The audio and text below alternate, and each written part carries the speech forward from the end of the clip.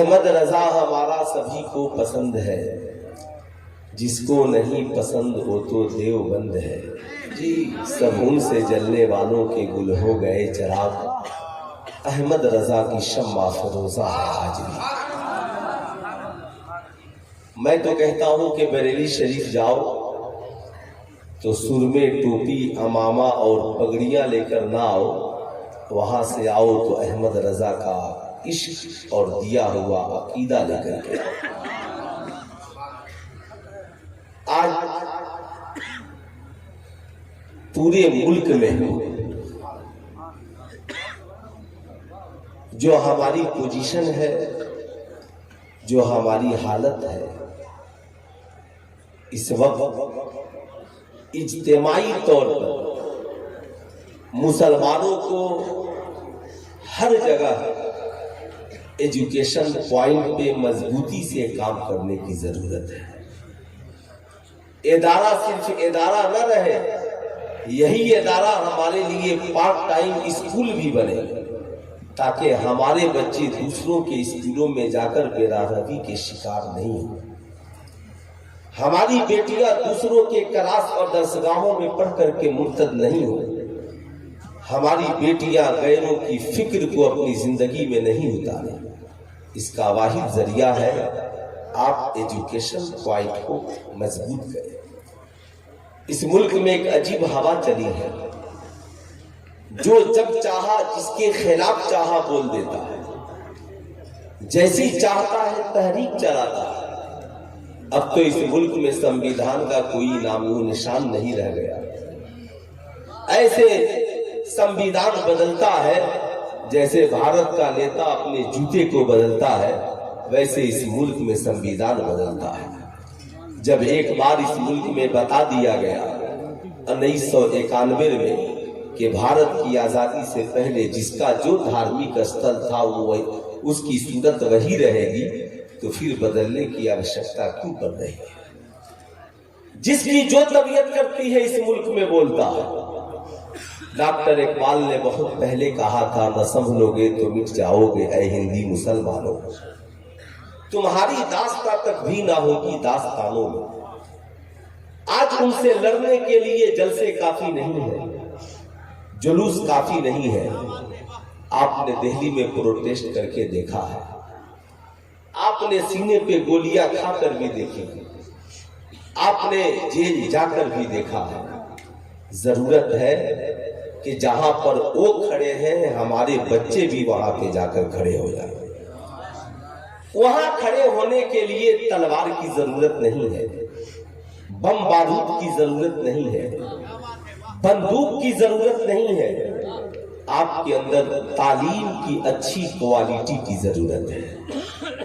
جس دن ہماری قوم کے نوجوان بریانی کھا کر اور موبائل چلا کر رات کو سونا بند کر دیں اور اپنی صبح کو میٹرک پاس انٹر پاس کرنے کے بعد دوڑنے میں لگا دیں، تو ہمیں کسی کے ریوالور چھین کر چلانے کی ضرورت نہیں ہے۔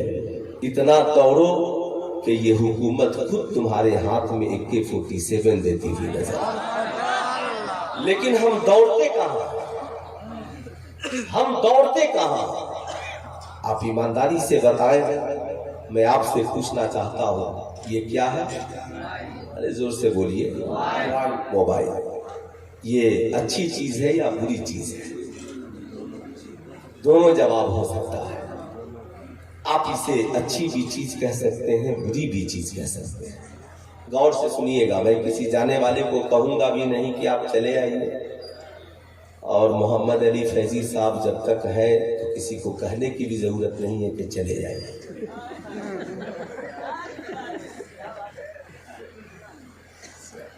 ماشاءاللہ میں تو اکثر ساتھ میں رہا ہوں نا، میں تو صرف ڈیوٹی کی مصروفیت کی وجہ سے تو ابھی ایک دن حسن بھائی نے فون کیا تو کہا کہ حضرت تاریخ چاہیے، میں بولا تو میرا جانا بہت مشکل ہے، کہا بہت عجیب مسئلہ ہے۔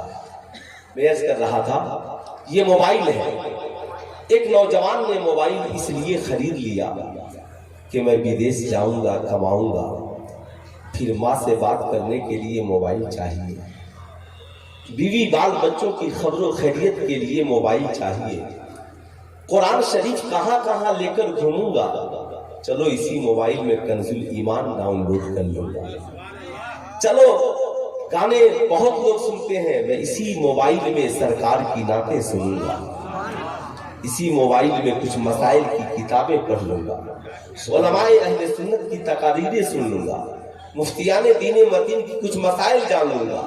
تو اب اس کے لیے موبائل خریدنا بھی ثواب، رکھنا بھی ثواب، صاحب اس پہ نعتیں نبی سننا بھی ثواب، اس پہ قرآن کی تلاوت سننا بھی ثواب۔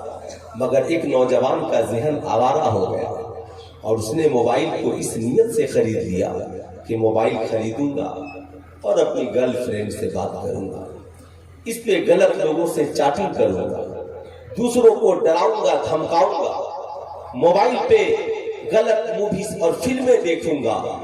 ظاہر سی بات ہے اب اس کا خریدنا بھی گناہ اور اس کا رکھنا بھی گناہ۔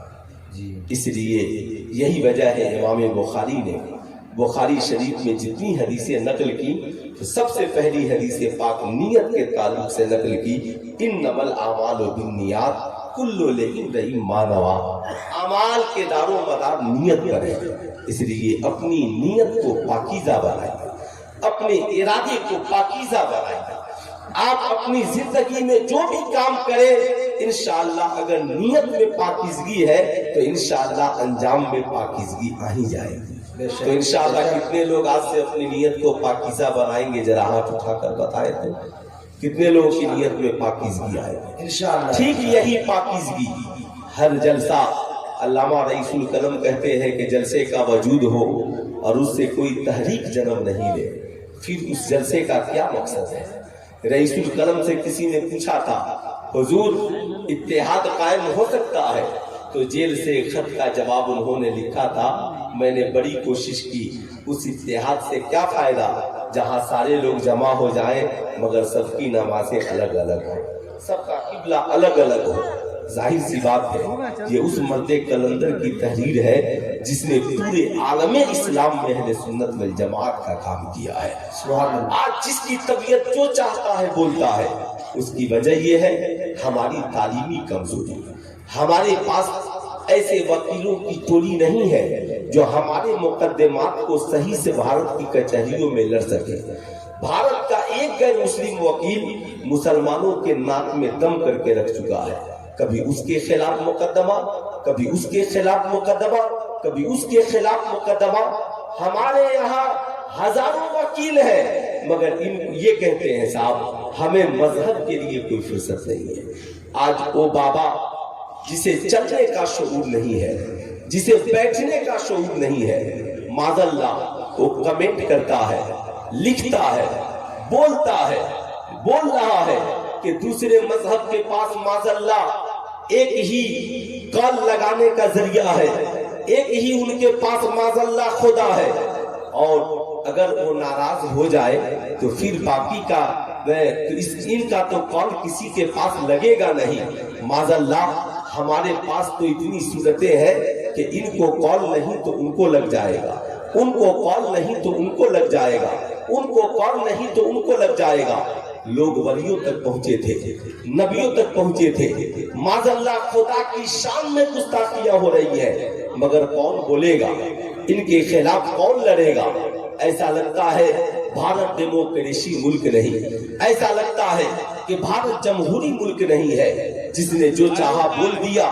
مگر میں بتانا چاہوں گا جو لوگ معاذ اللہ یہ کہتے ہیں کہ ایک ہی خدا ہے، وہ ناراض ہو جائے تو پھر کون سنے گا؟ تجھے پتا نہیں ہے یہ خدا، میرا خدا تو وہ خدا ہے جو ماں باپ سے بھی 70 گنا زیادہ مہربان ہے، وہ رب جو گناہگار بندوں کے آنسوؤں کے قطرے کو پسند کرتا ہے، وہ رب جو گناہگاروں کی آواز کو پسند کرتا ہے۔ جب کوئی بندہ خدا کو ایک بار آواز دیتا ہے تو مالک و مولا 70 بار وہاں سے آوازیں آتی ہیں، بول میرے بندے تم سے کیا کہہ رہا ہے۔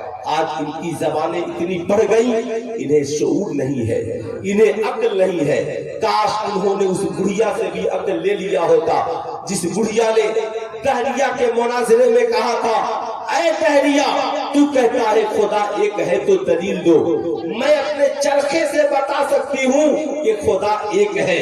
بڑے بڑے مناظروں نے کہا تھا اے بوڑھی عورت کیا تو عالمہ ہے، کیا تو فاضلہ ہے؟ اس نے کہا تھا میں عالمہ نہیں ہوں، میں فاضلہ نہیں ہوں، مگر میں جواب دے سکتی ہوں، دیکھ یہ میرا چرخہ ہے، میں اکیلے گھماتی ہوں، اگر اس کے گھمانے والے دو ہو جائے